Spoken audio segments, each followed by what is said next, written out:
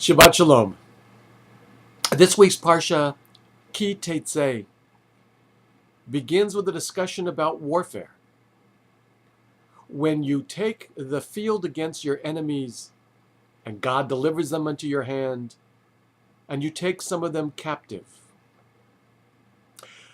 The Parsha deals with the limits to human behavior during warfare, to try and put a cap on the rapacious urge to take anything and everything that has not been destroyed, including a woman captive.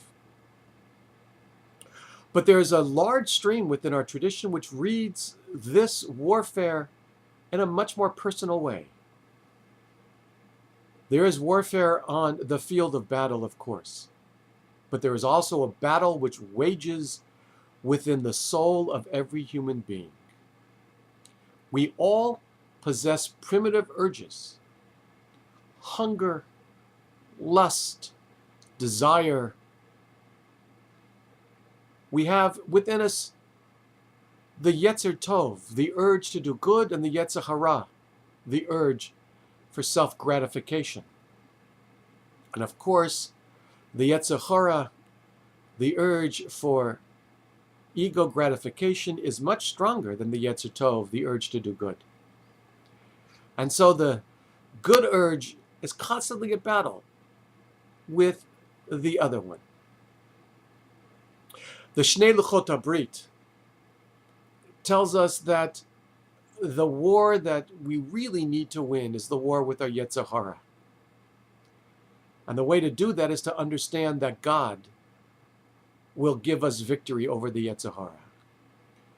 By living a life of Torah, mitzvot, of being part of the synagogue community, we have a corrective to the urges for self-gratification.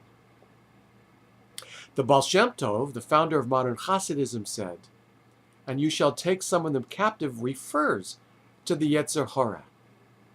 That it is possible to win the war with the urge for gratification by taking those urges and transforming them into the service of God. In good rabbinic tradition, he said, lust is a good thing when it's between two spouses, but when it is lust for someone else's spouse, not so good.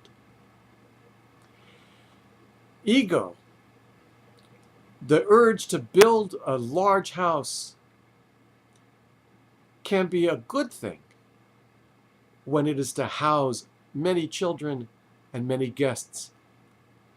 But if you only build a big house to show how rich you are, not such a good thing. Producing works like commentaries and books, if it's done only for one's ego, not such a good thing. But if it's to bring God into the world and to advance the principles of Torah, it's a holy thing. And therefore, as we daily engage in this battle with the lower parts of our personalities, may God help us take those urges and transform them into the highest parts of ourselves, that which wants to live a life of holiness and goodness, a life with God and with a congregation that shares a common destiny.